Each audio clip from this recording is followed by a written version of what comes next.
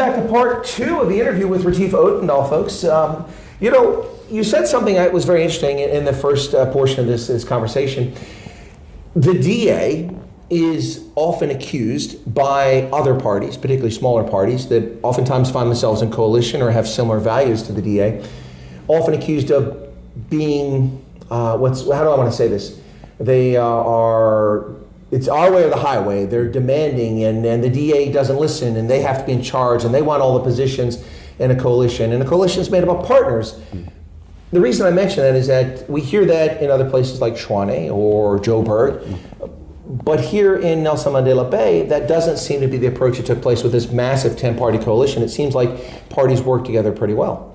Well, I think that very often the kind of negativity that is, or rumors that spread by some minority parties, and I never refer to other parties and minority parties, but let's do it for the sake of the interview. I said small. Sometimes they're just looking for a better deal, and they need to be able to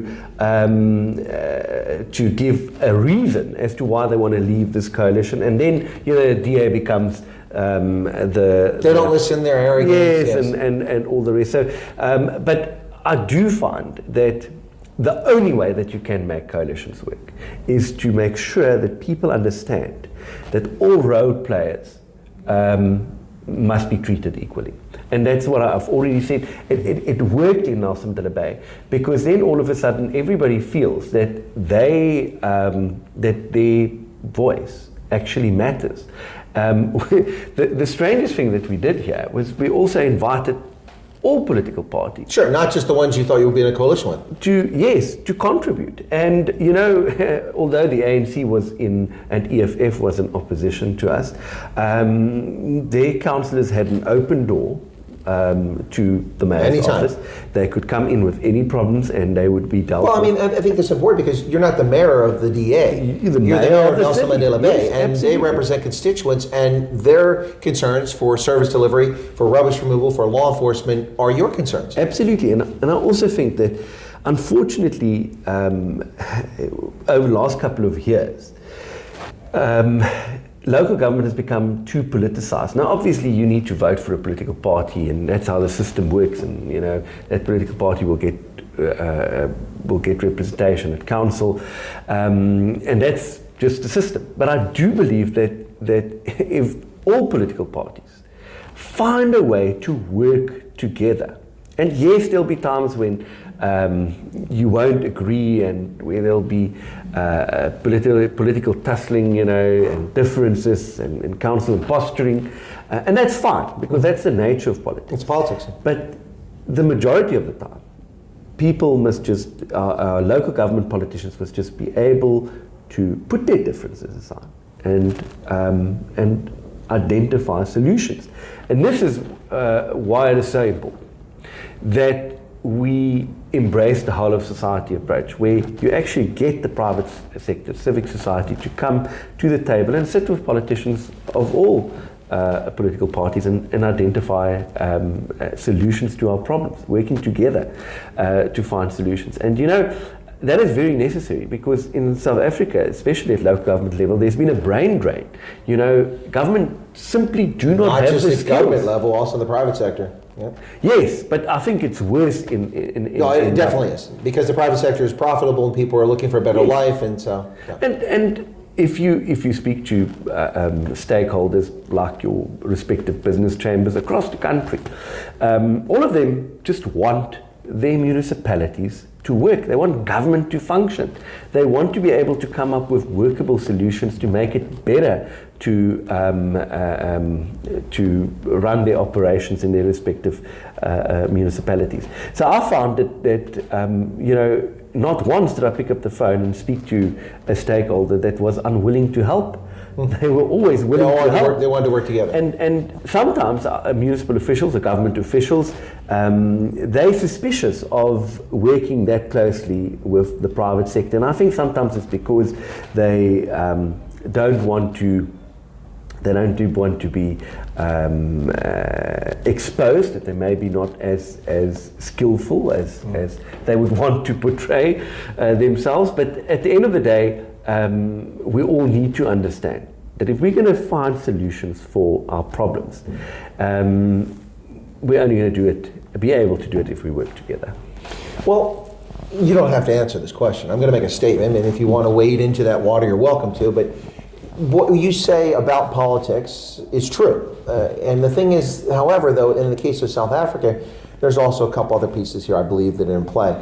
So what you were talking about working with folks is based on people wanting to work together and being able to work together. So there are legitimate political differences, different ideologies, different approach to things. Some people think the private sector is more important. Some people think that all social services, that's all government's responsibility. So those are political, philosophical differences. But you also have in play here in South Africa cases of malfeasance, corruption, people who are in this not for the residents of the municipality, the province, or the nation, but for themselves. And you've also got a case of incompetence. You have a lot of politicians, it's pretty obvious from the things they say in public that they have no clue what they're doing representing people. Now, you don't have to weigh into that, but that's just my statement about it.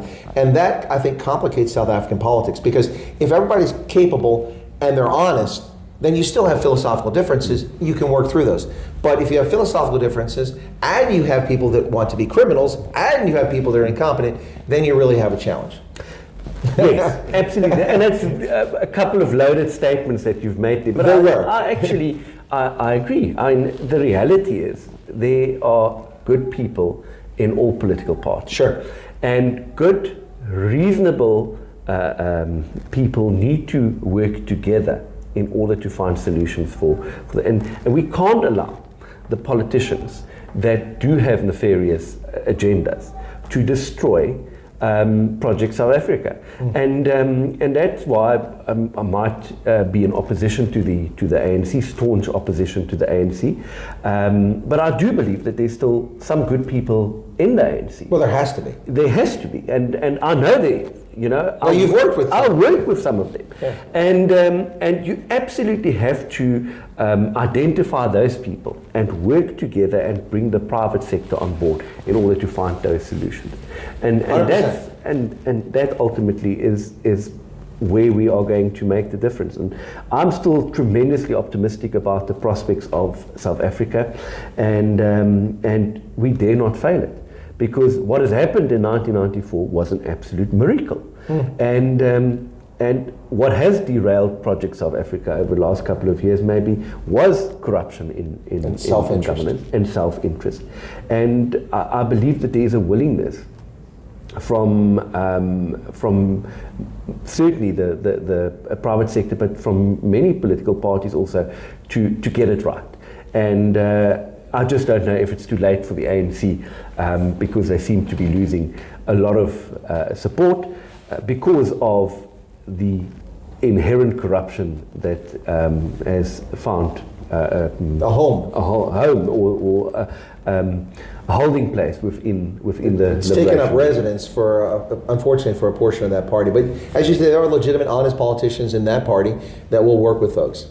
Well, I'm sure the answer to this I know, and I'd be surprised if you gave me a different answer, but if you had your druthers, if you had your way, would you really, of course I know the answer, but wouldn't it be nice to have what Chris Pappas has in Howick, an outright majority, and what Jordan Hill-Lewis has in Cape Town, an outright majority, and then you can still rule with a coalition. And that's what I've told people. I said, the idea is to get 50 plus 1 for a party, control the municipality, show what you can do, but invite other people into the tent. They can be part of that coalition.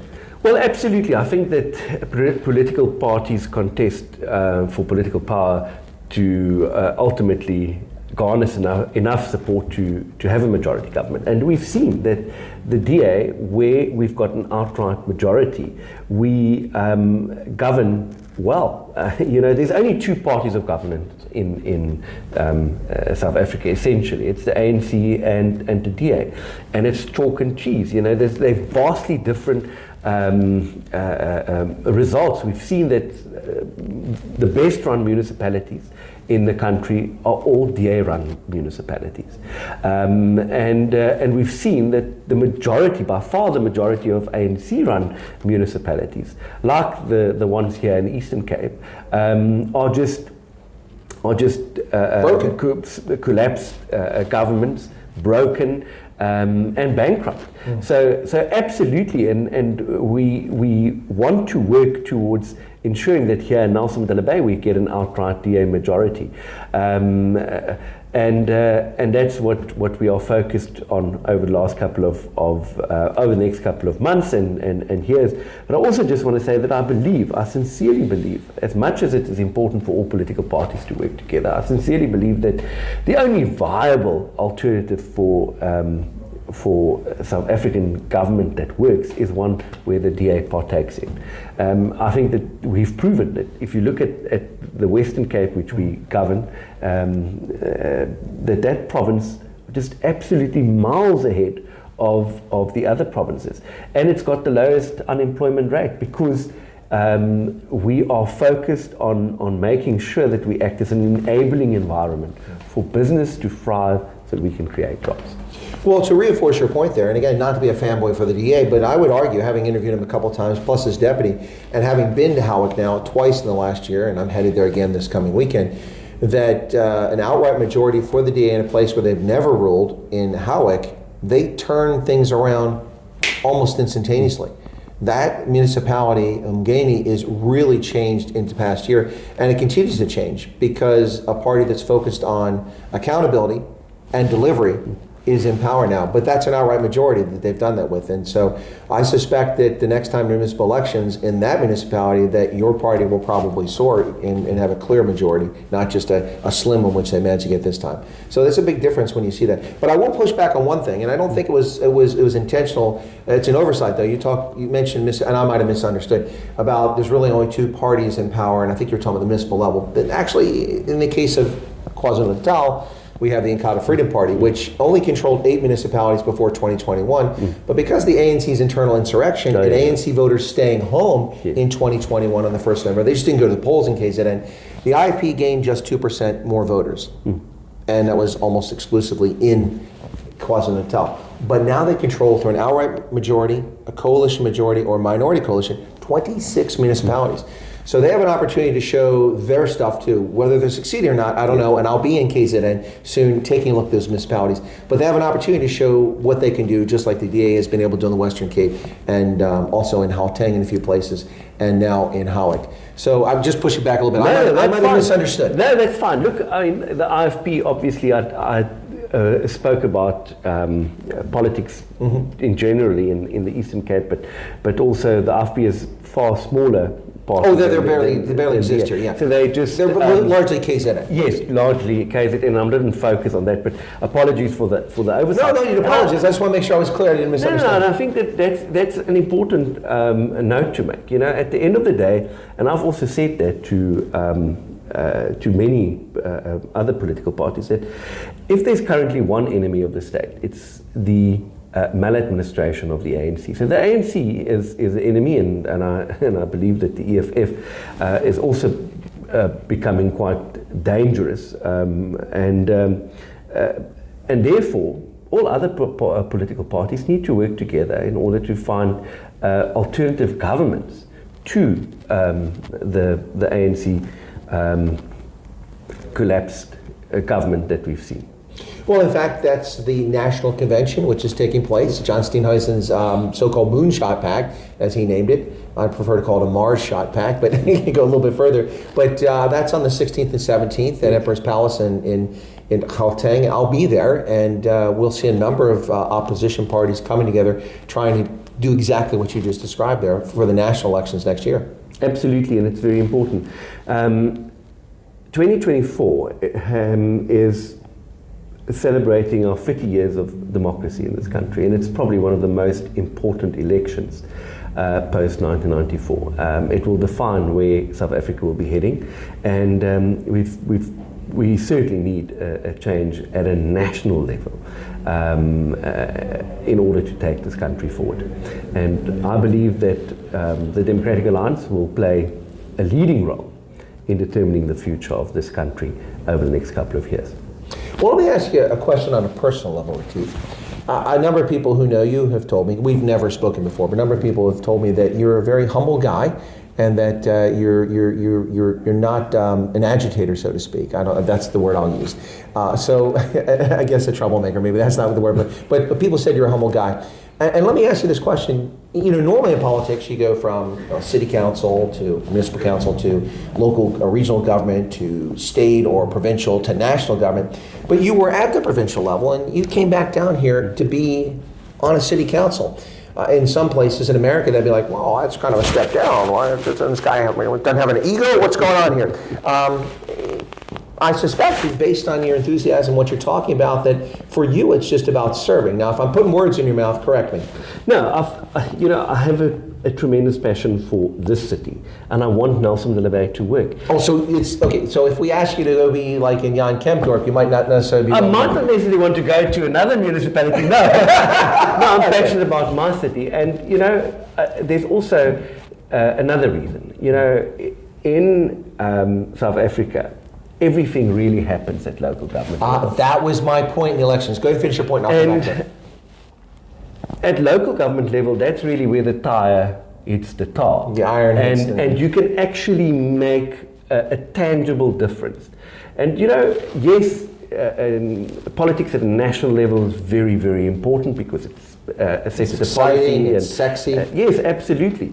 But in a country like South Africa, where we've got so much poverty and we've got so many problems in basic service delivery, this is where you can actually make a difference. I mean, providing somebody with access to water when they haven't had water ever, that fills your heart with that's a tangible change. It's a change. Being able to hand over the key of a house to somebody that has never had an own home forever, that really makes a difference in somebody's changing lives. So everything happens at local government, and I want to go so far as that any politician, South African politician, that do not want to serve at a local government level, they're probably in it for the wrong reasons, because this is where it happens. This is what we talk about. Hits the road. Yes, this is what we talk about on a daily basis, trying to make a difference in somebody's life. So it's an honor for me to be at a local government level, and I've probably never been happier than being here, even in opposition, even not being able to be the mayor and creating policy and setting the trajectory. It's still an honor and something which I believe is a calling. Now, this is the argument that I made for 2021, which dovetails exactly with what you just said. I told South Africans, now my audience knows I would argue the most extensive election coverage of anybody, including South Africa. I'm serious. I interviewed 40 candidates from 8 political parties, oh, wow. leaders of 6 political parties, and had daily coverage of the elections for months leading up to it, over a year, but the last 90 days a big focus. And then I followed on after the election. So I'll make that bold claim. But what I argue to people is that this is an important election because, and particularly for my international audience and American audience, places that have a very different system of governance, at the local level, we don't remove rubbish. We don't fix roads necessarily. That's done by a higher entity usually. And a lot of the things that your governments do at municipal level are not functions of most of our municipalities or small towns in America. We have a different. That's why if I'm going to politics. I'm not necessarily interested at the local level because I don't want to talk about ordinances and approving tax abatements and things like that. I want to talk about our foreign policy and things, and our national budget, things like that. So it's very different for us. But the point I made is that it was an opportunity in 2021 for all opposition parties to prove they had the mettle to show they can govern municipalities effectively and give service delivery. And the reason I argue that was so important is because half of South Africa's population is now born free. They were born after apartheid. Yeah. They've only ever known the ANC in governance, with a few exceptions, the Western Cape, here briefly. And so basically my argument was that the place where South Africans see changes in their lives are service delivery at the local level: water, sewage, electricity, law enforcement, rubbish removal. And I think that's the argument you're making. Absolutely, and I should be your campaign manager. And that is what is so important. So, and unfortunately, very sadly, we get it wrong in so many municipalities, and if you drive through some of our rural municipalities, it certainly reflects the image of a failed state, and that's very sad because there's a lot of opportunity for South Africa, especially in those municipalities. But we will get it right. I believe we'll get it right. You're very optimistic. And speaking of optimism, this is less optimistic. But we're going to wrap up here shortly. But let's go back to when you were ousted as mayor and the coalition was ousted. I understand. I wasn't in council, and I've seen some video footage. But I understand that there were some very nasty things said by some politicians in council about you. Things like, good riddance, it's claimed that some people said they hope you die, that sort of thing. I mean, is that true? Was there that kind of vitriol that took place? I think that, sadly, sometimes politics at a local government level can be very toxic. Yeah. And I think that was that came as a result of that people want to be in power. I see that the new coalition is currently struggling to provide a lot of basic service delivery because we can again see that the administration is closing down, so to speak. It's politics, and that's the bad side of politics. Yeah. And that's why I say that especially at the local government level, it is so important that people come together, work together to find solutions. And I believe that we can still change it. I work with all political parties, and even though I'm in opposition, and I'm going to extend an invite to the leaders of all these political parties, both those in government and those outside of government, to talk about the issues that we are again faced with in Nelson Mandela Bay. And just, you might not know, but a couple of weeks ago, National Treasury has stopped all grant funding being paid to the city because of the appointment of irregular appointment of an official that could potentially be compromised. Now, for a local government not to receive grant funding from the national fiscus is disastrous. It is. The entire city can collapse because of that lack of because you don't raise funds on your own. See, in our case, we raise taxes locally. Yes, so we need to be able to resolve those issues. And I believe that we can play, as the DA, play a leading role in facilitating the discussions that and back-channeling that's necessary in order to resolve this crisis. That's what we're good at, even in opposition. And that's what I'm focusing on at the moment. Well, it sounds like, Mr. Odendaal, Mania, that bygones are bygones, and you hold no ill will to people who might have said something nasty about you in that council. No, absolutely not. I mean, you have to have a thick skin as a politician, I believe. I guess so. Probably more thicker here in South Africa than anywhere else. Well, maybe more thicker here in Nelson Mandela Bay. At least there's no water jugs involved. Anyway, just saying, for those who remember that incident, you were in council that day that happened, yes? I was there when the shot was fired as well. That too, yeah. And I was on the ground, ducking cover. But I was in front, so very close to the action. But yes, I think that Nelson Mandela Bay has been a melting pot, and for those that understands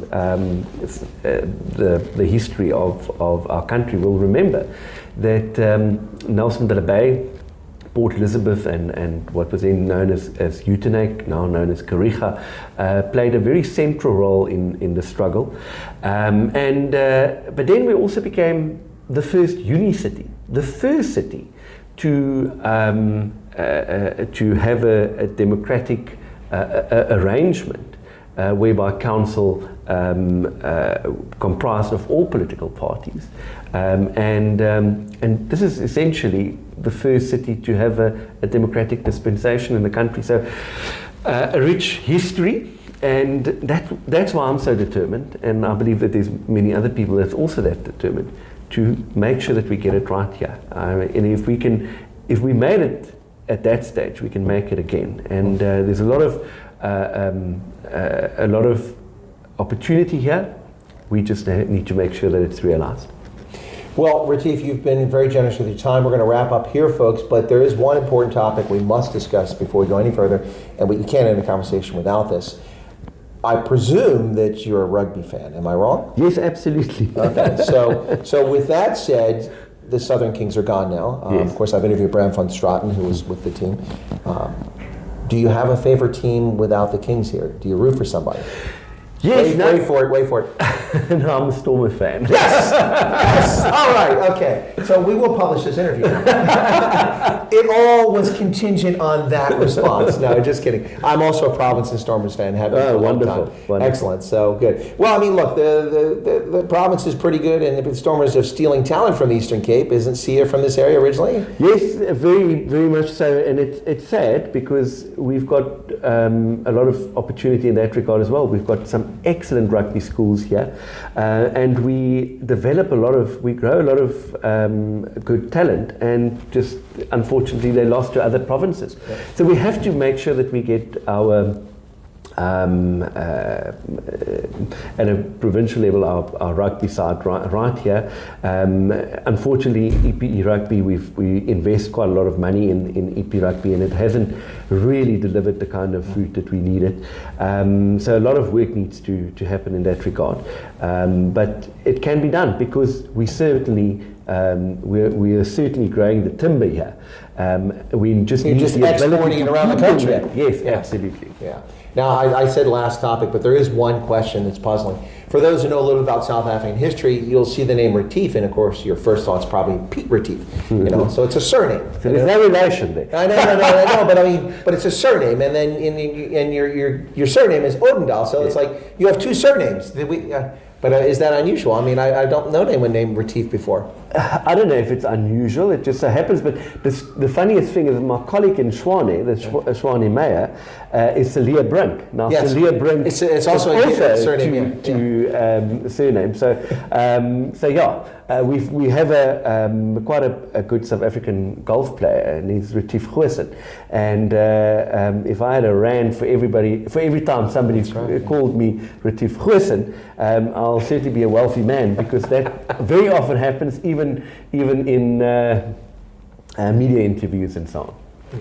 Well, Retief, thank you for being transparent, answering our questions. We really appreciate it. Also, thank you for taking the time. It's you're busy, the work you're doing here, and I appreciate it. Very generous with your time, and thank you for your optimism. You know, I haven't given up on South Africa. They're often dark days with things that happen in this country, with gender-based violence, rape, the murders, the farm attacks, the corruption. It's a lot to take on, for South Africans especially. But you seem to have an unbridled sense of enthusiasm and hope for the country, and I'm with you. I'm hoping that that's where it's headed. So thank you very much. Thank you very much. Much appreciated. My pleasure. Kia le bon. Bye-bye, donkey. Thanks, folks.